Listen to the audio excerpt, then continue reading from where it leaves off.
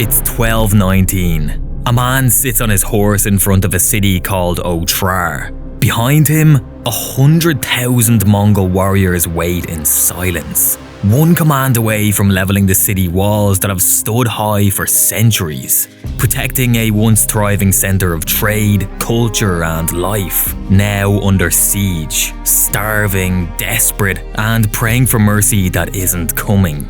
The man raises his hand, and a moment later, the city collapses. The Mongols pour in like a flood. They barbarously get rid of the governor by dragging him into the square and pouring molten silver into his eyes, ears and mouth. And then they turn to the civilians. 100,000 innocent people are marched onto the plains outside the city and one by one executed.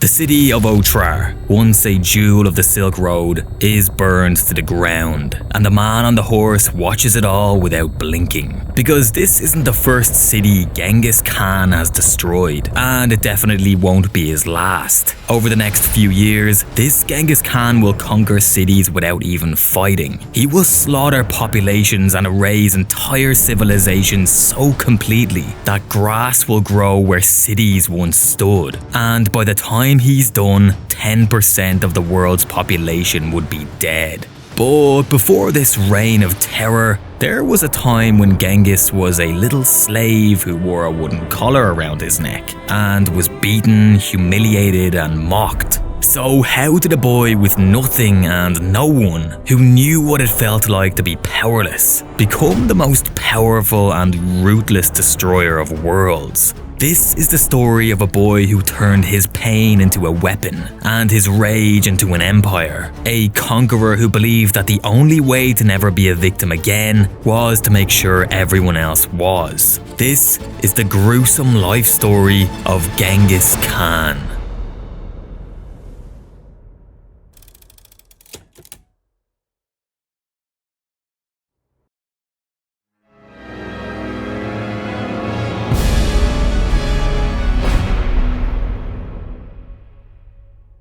In the mid-1100s, across the dry, wind-beaten steppes of what's now northeastern Mongolia, Genghis Khan's mother had just been married to her new husband. Her husband came from a wealthy clan, just like her own, and he spent several years labouring for her father and tending to his sheep before he was finally allowed to take her as his bride. Now they were off, riding on horseback to begin a new life with his clan. But the road was dangerous, and before long they were spotted by a small group of Mongol men. At that time, the Mongols were still a small nomadic tribe, far from the powerful people they would one day become. They chased after Khan's mother and her new husband, and she knew exactly what they wanted. Her. A woman taken from another clan was seen as a great prize, and they would stop at nothing to claim her. And so, to save her husband's life, she gave herself up and begged him to take another bride. The sacrifice worked, and her husband's life was spared, but it also sealed her fate. She became the second wife of one of the Mongols and soon learned what it meant to live as one of them, often surviving on whatever they could scavenge in the harsh steppe land near Siberia. But she did survive, and in 1162, Genghis was born into the world, said to have arrived with a blood clot clenched in his tiny head. The clan's leader, known as the Khan, could not decide whether this was a good omen or a bad one, but they knew beyond all doubt this child was significant.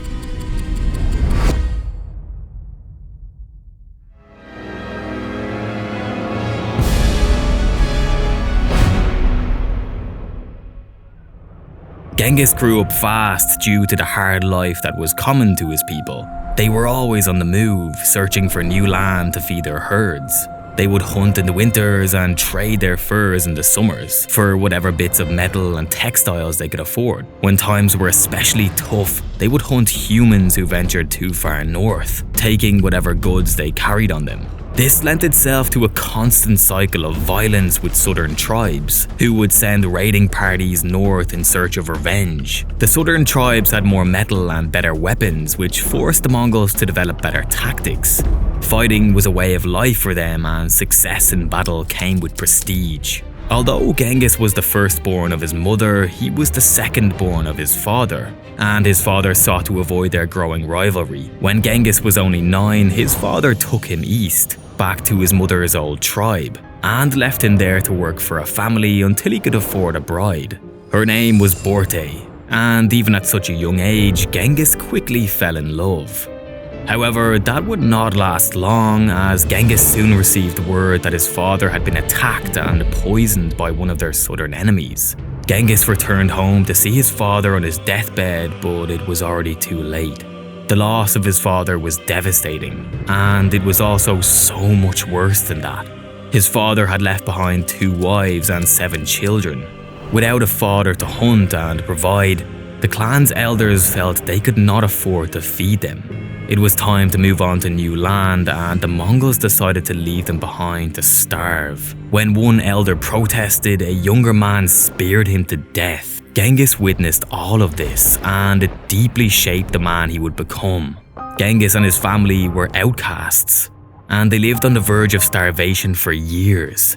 But thankfully, his mother had been hardened by the life she'd lived so far, and she became the reason they survived. She scavenged and gathered food for the family while teaching Genghis, her eldest son, to make wooden arrows and hunt rabbits. As his brothers grew older, they joined him in the hunts, and despite accounts saying that the family looked close to death, reduced to wearing the skins of small animals, they somehow managed to survive. It was not all hardship. During one season, Genghis befriended a boy from another clan. The boy's name was Jamuka, and Genghis suddenly had someone his age to play with. They rode the clan's horses and played knucklebones, and Genghis would speak of it as one of the most joyful times of his life. Before Jamuka's family moved on, the boys made a blood pact with each other. By Mongolian tradition, this bond went even deeper than family, because it was a bond they chose, and many years later it would play an important role. But Jamuka's family moved on, and once again it was just Genghis, his brothers, and his father's 2 widows. His half-brother, who was older than him, had begun to bully him, beating him and taking his food, and even turning his brothers against him. But when Genghis went to his mother, he learned something devastating. Since his half-brother and his mother were not related by blood, she planned to let his half-brother take her as a wife once he was old enough. His half-brother was now a true enemy. Genghis convinced one of his younger brothers to help him strike back. Together, they crept up on their eldest brother in a field, and in a cold, calculated move that would define much of his life, Genghis shot an arrow into his back as his younger brother fired one into his front. Their half-brother died on the spot. The act tore an instant rift between Genghis and his mother, and even worse, it branded their entire family as criminals. This gave Mongols the right to hunt them down and take whatever goods they had. The family fled to an even more isolated region, but it wasn't enough. Soon after, Genghis was captured and enslaved. Some tales suggest he spent 10 years this way, forced to do hard labor while living on scraps of food, humiliated every step of the way. But despite the treatment he received, Genghis had a staggering amount of charisma, and there were many who took a liking to him. Eventually, one family helped to free him from his bonds and even gave him a horse he could use to help him make his escape. Genghis never forgot this act of kindness, which was more than he'd received from much of his own family. From that point forward, he learned to judge people by their actions rather than by their bonds or birthright. This perspective helped to forge a new type of leader, and it would help him rescue his wife.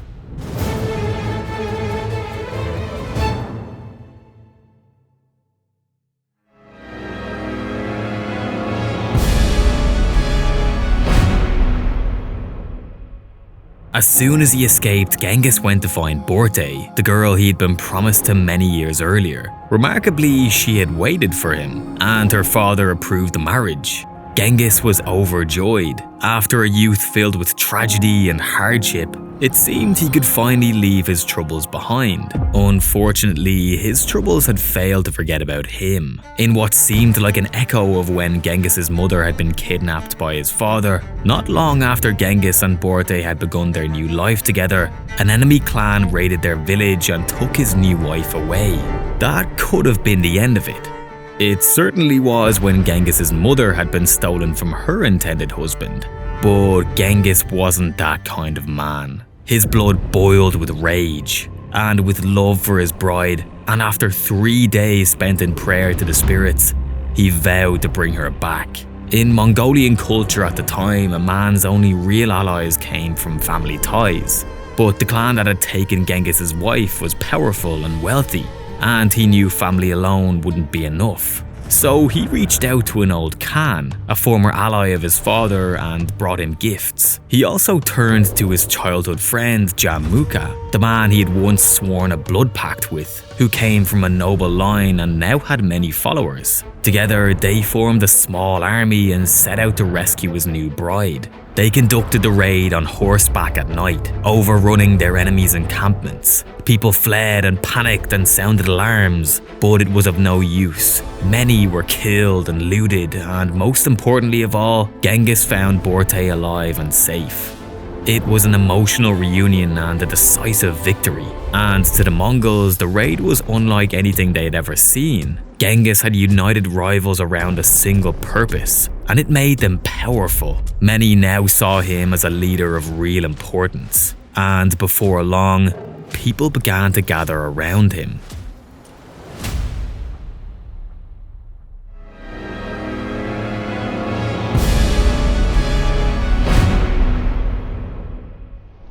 Genghis had learned to value a person's actions over their bloodline. It was a radical idea, and his followers quickly embraced it. They saw him in a path to greatness, and to the richer and more comfortable lands to the south. Genghis learned something else as well, that loyalty could be engineered. However, this break with the aristocratic tradition was not appreciated by Jamukha. Despite their blood pact, Jamukha disagreed with Genghis openly, and cracks in their bond soon began to form. Jamukha believed in tradition. Genghis believed in something much closer to equality, that a man was only worth as much as his actions. Genghis's followers were inspired, and they soon elected him as Khan. When he declared that a man's nobility could not be inherited but had to be earned, Jamukha saw that as a direct threat to his leadership. Jamukha attempted to get his friend to drop his radical ways, but that only galvanized him further. More and more of the clans began to follow Genghis, and when one of their members killed one of Jamukha's followers in a raid, Jamukha used the event as a catalyst for war. Violence erupted. The scattered nomadic clans were drawn into civil war, in a formal battle on the open steppe, with hundreds of men clashing face to face. Jamukha's army crushed Genghis's forces, but that victory wasn't enough for him. Jamukha felt deeply betrayed, and he wanted Genghis to understand true ruthlessness. He captured 70 of Genghis's men and had them boiled alive. He cut off their heads, tied them to horses, and dragged them across the battlefield. Unfortunately for Jamukha, it backfired. Some of his followers turned to Genghis, unable to stomach such cruelty, and Genghis took note. He saw the fear it planted in his men's hearts, and he learned that terror could be a powerful tool.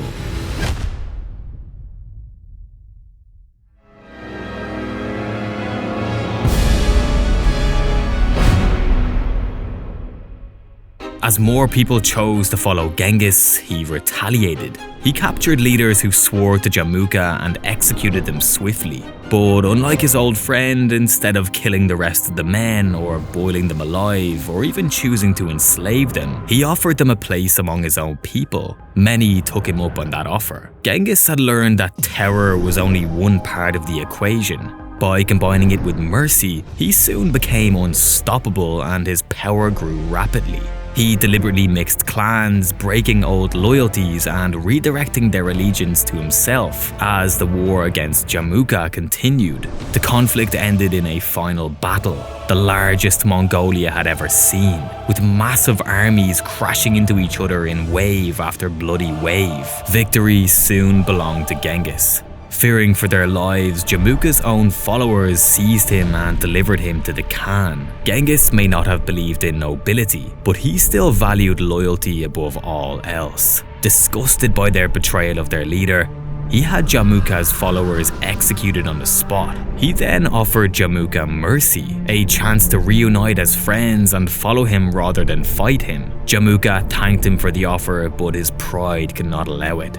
He asked instead to be executed, and Genghis gave him his wish. He ruled a vast land, stretching from the Gobi Desert to the Arctic tundra.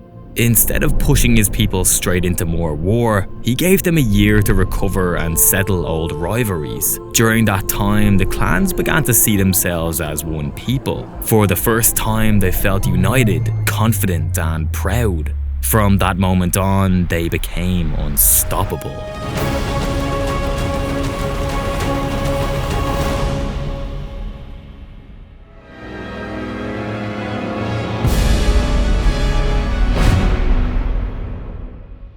After a year of peace and celebration, Genghis set his sights on strategic territories that could increase the prosperity of his people.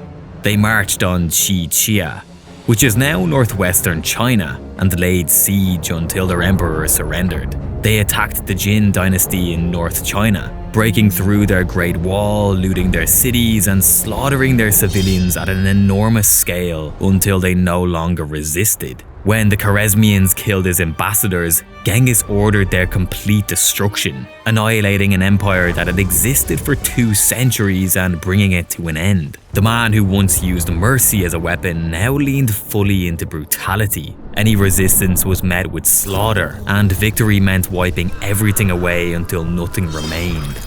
He forced captured slaves to march in front of his armies as human shields. Soldiers and civilians, men, women, and children all met the same fate. As the death toll from his campaigns rose into the millions, fear began spreading far beyond the battlefield. Genghis didn't try to stop the rumors. He encouraged them. Stories of his brutality were exaggerated and carried from city to city, long before his armies arrived. By the time he reached new lands, people already knew his name and what it meant. Many surrendered without a fight, terrified of what would happen if they resisted. When the Xi'Xia Empire, one of his first conquests, chose to betray him many years later, Genghis vowed to make them regret it. He had his armies wage war against them once again, and ordered them to destroy their cities and massacre their populations as soon as they broke through their defenses. And although Genghis would not live to see this victory, his legacy and authority were so powerful that when he died in August of 1227, his closest leaders kept it secret and continued in their conquest. He had changed these once fractured people into the most fearsome and powerful force on Earth. And when they conquered Xi'Xia just 1 month later, they carried out his orders to the last letter, dismantling buildings, slaughtering their people, and even plundering their tombs. They were so successful in their ruthlessness that few on Earth heard of their evils for many years to come. There weren't enough survivors to tell others what had happened. No one knows for sure how many died as a result of Genghis Khan's conquest, but many historians estimate it was 40 million or more. Imagine the entire population of Poland or Morocco, or even Canada, wiped from the face of the earth. Imagine an empire the size of China, the USA, and Australia put together, all under a single man's control. The impact of his actions is so far-reaching that it can be seen in national boundaries and modern-day warfare. Everyone alive today lives a life that has been influenced by the terror he struck into people's hearts. Even the person who is watching this video.